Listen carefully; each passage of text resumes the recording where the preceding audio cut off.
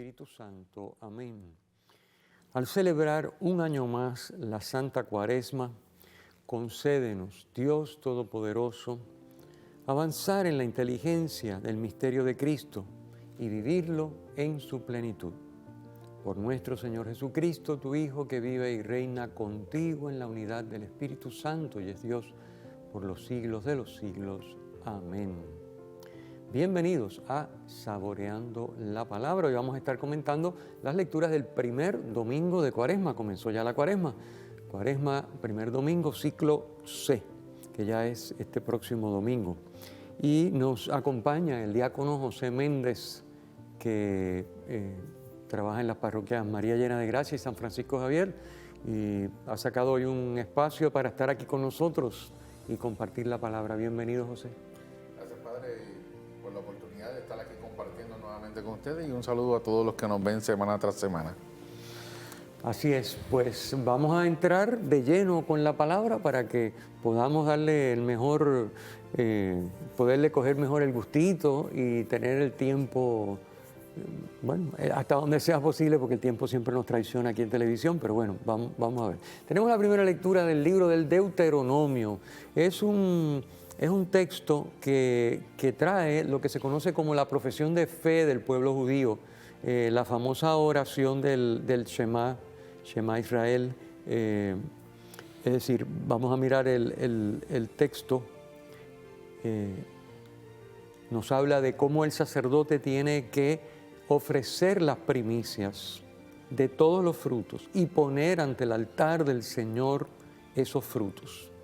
Y entonces recordar básicamente la historia y lo que Dios ha hecho por ellos. Mi padre fue un arameo errante que bajó a Egipto, se estableció allí como emigrante, pero allí se convirtió en un pueblo grande, y así va narrando la historia, ¿no? Y entonces el Señor nos escuchó, nos sacó de Egipto con mano fuerte y nos trajo a este lugar. Nos dio esta tierra, la tierra prometida, que es una tierra que, como nos dice la Escritura, mana leche y miel, y por eso, por las grandes proezas que el Señor ha hecho en favor de su pueblo, Él ofrece los frutos al Señor, le ofrece las primicias de los frutos al Señor. Fíjense que aquí hay un contenido. Obviamente uno piensa en esto y dice, bueno, pero nosotros no cosechamos nada del campo, no tenemos que ofrecer nada de las primicias, pero aquí lo que tratamos de entender es qué es lo que está detrás de esto. Es decir, lo que se está diciendo en esta primera lectura es que todo le pertenece a Dios. Todo lo que somos, todo lo que tenemos. Fíjense que no es solamente la tierra que emana leche y miel, a donde el Señor los llevó, no es solamente que estén allí para estar allí todo lo que el Señor ha hecho en favor de su pueblo. O sea que no es obra de ellos, no es obra del pueblo judío estar allí en esa tierra, sino que es obra de Dios. Así que ellos le deben la vida a Dios, que los sacó de la esclavitud, le deben la vida a Dios porque les ha dado esa tierra donde pueden tener su ganado y sus cosechas y tener su descendencia, etc. Así que lo que está diciendo es que todo lo que ellos tienen, su vida, su perspectiva de futuro, su tierra, su historia, le pertenece a Dios. Y que por eso ellos le están ofreciendo, reconociendo que eso es de Dios, le ofrecen las primicias. Lo primero, lo mejor, se lo ofrecen a Dios. Entonces, esto es bien importante porque desde el punto de vista de la corresponsabilidad, esto es una de las cosas que nosotros tenemos muy claro. El cristiano corresponsable sabe que todo le pertenece al Señor, que todo lo que es, todo lo que tiene, todo lo que puede, le pertenece a Dios. Y que entonces ya no es cuestión de darle un poquito, no es cuestión de darle las primicias, o un diezmo, el 10%, ni tan siquiera un 30%, sino que todo le pertenece al Señor y por tanto todo hay que dárselo al Señor. Entonces vamos a explicar lo que supone dárselo, porque ya dárselo no es privarme yo de, porque claro, si yo le doy todo lo que Dios me ha dado, me muero. No tengo para comer, no tengo para vestir, no tengo nada, no tengo donde vivir, porque si yo le doy la casa, le doy la ropa y le doy los chavos, pues me muero. Pero no es eso lo que estamos diciendo cuando hablamos de darle todo al Señor. Darle todo al Señor significa en el Nuevo Testamento someter todo a la soberanía de Dios. Hacer con todo la voluntad de Dios. Sí, nos lleva a que podamos entender de que tenemos trabajo, tenemos que agradecer a Dios. Porque pues mucha gente en estos momentos no tienen trabajo, no tienen cómo llevar el sustento a sus casas, a sus familias. Y muchas veces vemos que la gente en el trabajo lo que hace es maldecir, pelear, hablar mal del trabajo, no ven el lado positivo a las realidades. Es como el otro día yo estaba compartiendo con unos hermanos y hablábamos de que cómo es y cómo debería de ser el comportamiento del cristiano. El cristiano, si le dan limones, tiene que tomar la decisión de hacer como el mundo, que se agria la vida, o hace como Cristo nos enseña, hacer una limonada y sacarle el provecho y el lado bueno, positivo a la circunstancia, a la situación que estamos viviendo. Porque el mal se paga con bien, se paga con amor, no se paga devolviendo con mal. Y así mismo es como nos llama esta lectura en el día de hoy, de que todo lo mío tengo que darle gracias a Dios porque lo tengo, y eso tengo que ofrecérselo al Señor de vuelta en un sentido de corresponsabilidad y solidaridad hacia Él por la bendición que Él me ha dado en el instante. Y esa bendición el Señor la va a seguir multiplicando porque somos agradecidos, porque somos afín con lo que Él quiere que cada uno de nosotros seamos.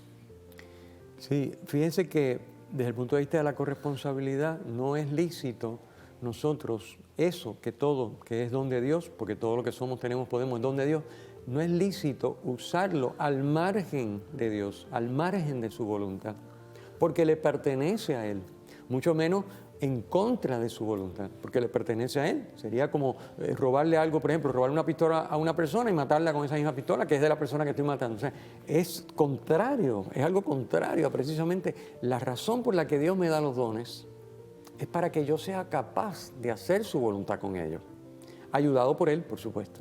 No para que yo haga con ellos lo que me dé la gana, que ese es el gran problema. Por eso esa primera lectura da en el clavo, porque es un recordatorio de que nada es nuestro. Es decir, lo que soy, tengo y puedo, no es mío. Claro, si yo en mi mente me creo que eso es mío, pues entonces ya yo no.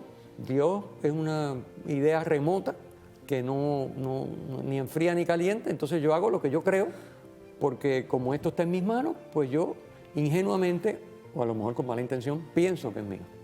Y ese es el gran problema y es el tema fundamental de esta primera lectura.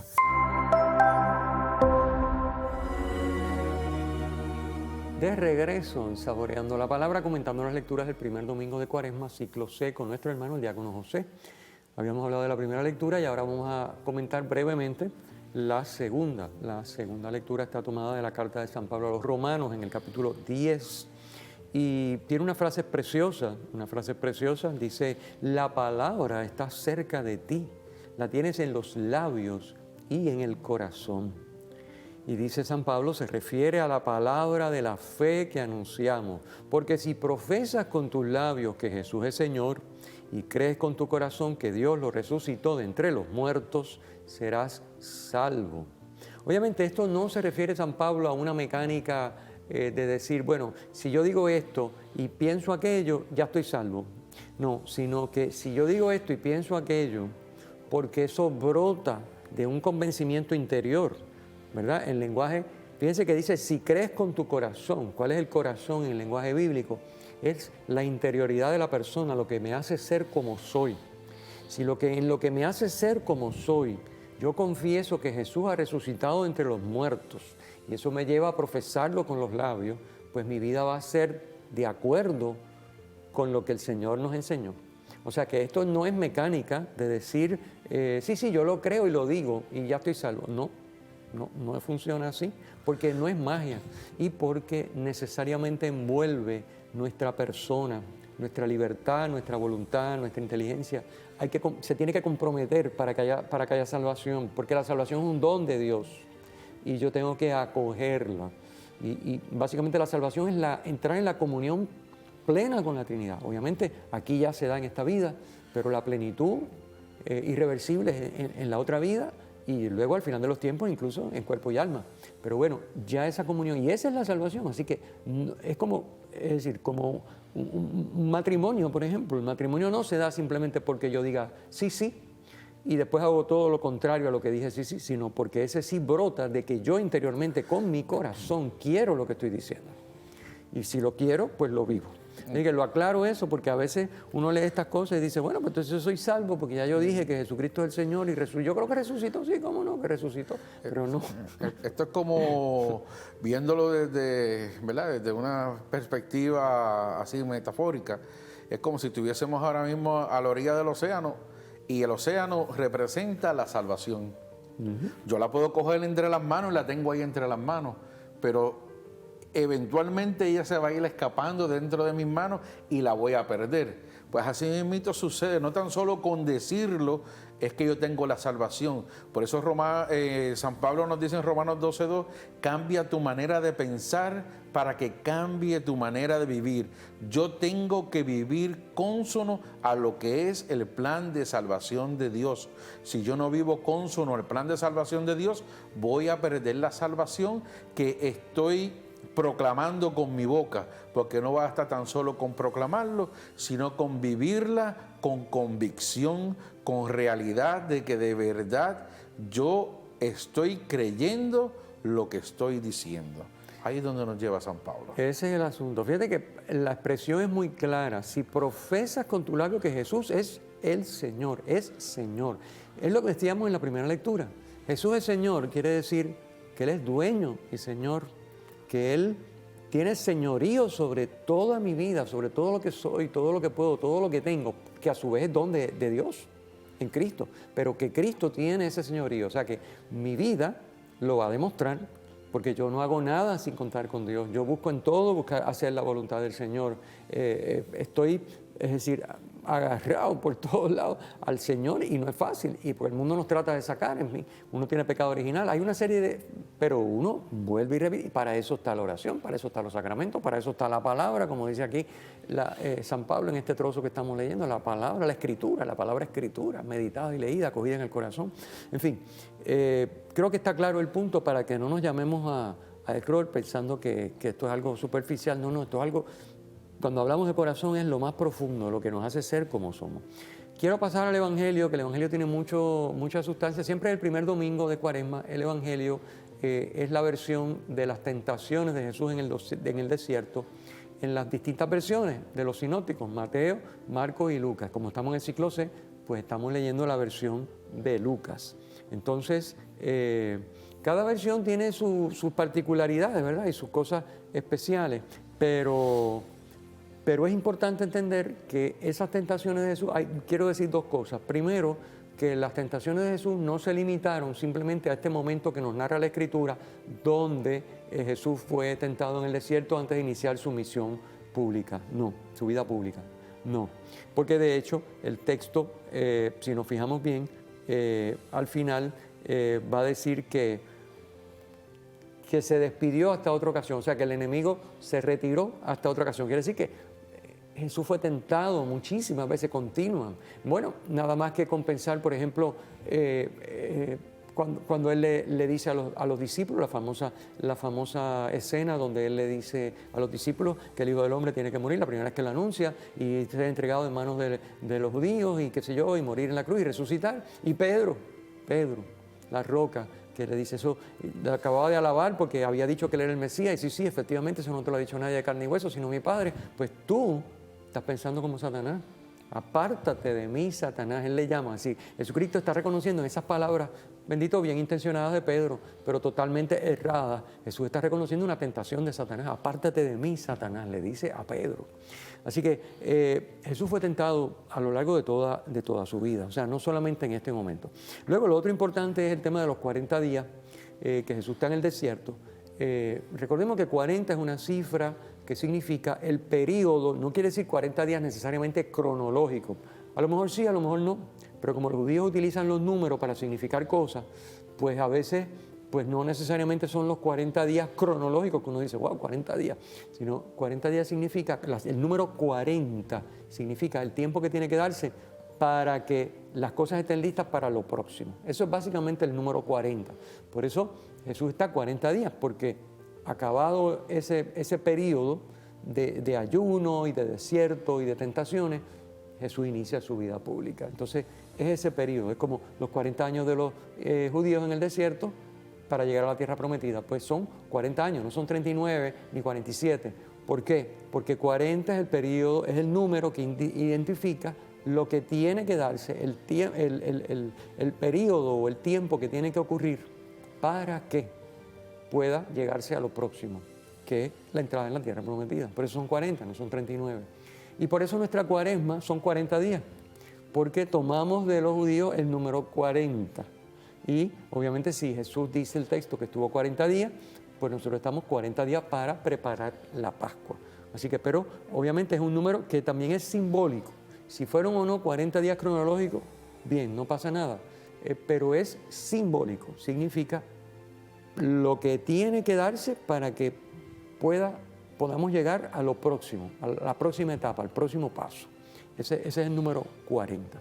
Entonces, bueno, es curioso que, bueno, tenemos que pausar, me indica que pausemos y regresamos donde nos hemos quedado.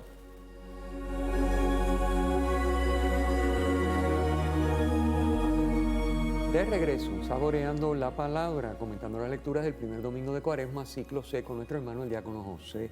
Habíamos empezado a hablar un poquito del Evangelio, que son las tentaciones, la versión de San Lucas. Y iba a explicarles que en el versículo 1 de este capítulo 4 que estamos leyendo, donde están las tentaciones, dice: Jesús fue conducido al desierto por el Espíritu. Y uno se pregunta, pero el Espíritu, ¿y por qué el Espíritu lo tuvo que llevar al desierto a pasar hambre y a estar 40 días en soledad, y allí no había nada en el desierto, y para colmo ser tentado? El Espíritu. Es interesante cómo, fíjense, el Papa Benedicto lo explica muy bien. Dice que formaba parte de la misión de Jesús, explica él, entrar hasta el fondo en el drama de la condición humana. Es decir, Jesús no dice, bueno, como yo soy Dios, sí soy hombre, pero como soy Dios, pues yo voy a llegar hasta un punto, pero tampoco es para tanto. No. Él entra hasta el fondo. Incluso yo diría que hasta más allá de lo que un ser humano normal, obviamente, va a vivir, va a pasar. Es decir, Jesús llegó hasta el final de lo que puede ser hombre y y sufrir las consecuencias de un pecado personal que no tenía, pero social, de todos los que lo rodeaban, que somos los pecadores. Él no tenía pecado, pero él sufrió hasta las últimas consecuencias. Aquí estamos viendo algo muy interesante que muchas veces pasamos desapercibido o no queremos entender, de que Jesús tiene dos naturalezas. Tiene la naturaleza que es 100% divino y tiene una naturaleza 100% humano. Y en este pasaje es uno de esos pocos pasajes bíblicos donde tú ves la figura humana, no divina, de Jesús, donde Él entra al desierto como hombre, no como divino, donde va a pasar y vivir las necesidades como tú y yo las vivimos diariamente. Pasa hambre, pasa frío, pasa calor, pasa sed. Y a continuación de eso también, pues vienen las tentaciones del demonio para sacarlo de lo que es la presencia y la sintonía que está haciendo con Dios. Cuando nosotros nos retiramos a vivir la experiencia de retiro o nos retiramos a un día de ayuno, es para nuestro crecimiento espiritual y personal. Y eso es lo que Jesús está viviendo ahí, para dejarnos ver a nosotros que si nosotros podemos domar el cuerpo, podemos crecer espiritualmente y podemos alcanzar la santidad que Jesús quiere que todos y cada uno de nosotros alcancemos en nuestra vida. Este pasaje es muy, muy revelador, porque para nosotros es importante ver cómo Jesús vence la tentación en un sitio hostil como es el desierto, pero a la misma vez, por ser un sitio hostil, también es un sitio donde, al no haber otras personas, es un sitio de soledad. Cómo la soledad es necesaria en la vida del ser humano. Hoy en día que vivimos, que no podemos tener nada, ni un minuto de silencio, porque nos aburrimos o nos desesperamos. Tiene que haber ruido, tiene que haber música, tiene que haber alguien hablando. Y cómo Jesús toma el valor que le da, por ejemplo, al silencio y a la soledad en este pasaje. Cómo Él se somete a la tentación y es tentado por Satanás, pero como él, en ese silencio y en esa soledad, ¿quién es el que está presente? Está su Padre presente, él está ahí con su Padre. Es decir, ya puede venir Satanás a decirle todo lo que le dé la gana, pero él está con su Padre. Una de las grandes cosas que nos faltan a nosotros es ese tiempo de silencio, de soledad para estar con el Padre. Porque por eso mismo es que nos coge desprevenida la tentación, porque falta presencia de Dios en nuestra vida, porque falta silencio, porque falta soledad, porque falta oración. Sí, tiene que haber comunidad, tiene que haber compartir, tiene que haber trato con los demás, pero tiene que haber silencio. Esto es bien importante. Bueno, entonces, ya explicamos lo de los 40 días. Y fíjense que aquí la tentación, vamos a hablar un poquito de la tentación. ¿En qué consisten las tentaciones que le presenta Satanás a Jesús? El núcleo de toda tentación, ¿en qué consiste? Pues precisamente en violar lo que nos enseñó la primera lectura. La primera lectura me dice, como todo es don de Dios, todo es regalo de Él, lo que tienes, lo que eres, lo que puedes, todo, pues entonces todo debe estar sometido a Dios y a su voluntad. Pues la tentación es precisamente sacar de la órbita de la voluntad de Dios algo que le pertenece a Dios. Pero como yo soy libre y en este momento tengo disposición sobre eso, sea sobre mi persona, sobre mi cuerpo, sobre otra persona, sobre unos bienes materiales o lo que sea, pues entonces yo decido no hacer lo que Dios quiere con eso, que es de Dios, sino hacer lo que yo quiero, contrario a lo que Dios me pide.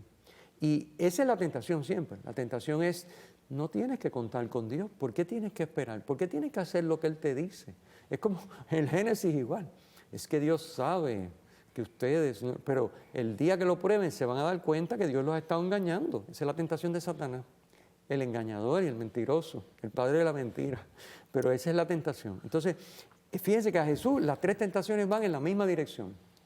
Es decir, tú tienes poderes divinos, tienes hambre, di que las piedras se conviertan en pan. Pero es que eso no es lo que el Padre quiere. Fíjense, aquí, para que nosotros sepamos identificarlo en nuestra vida, la diferencia está entre hacer la voluntad de Dios y dejar que Él me provea lo que yo necesito, o proveérmelo por mí mismo, incluso contra la voluntad de Dios. Ahí está la distinción entre el santo y el que renuncia a ser santo, libre y voluntariamente. Es el pecador que se obstina en decir, no, yo no tengo que esperar por Dios, yo puedo hacerlo yo por mí mismo y no necesito de Dios. Bueno, pues entonces uno ya rompe con Él, ¿verdad?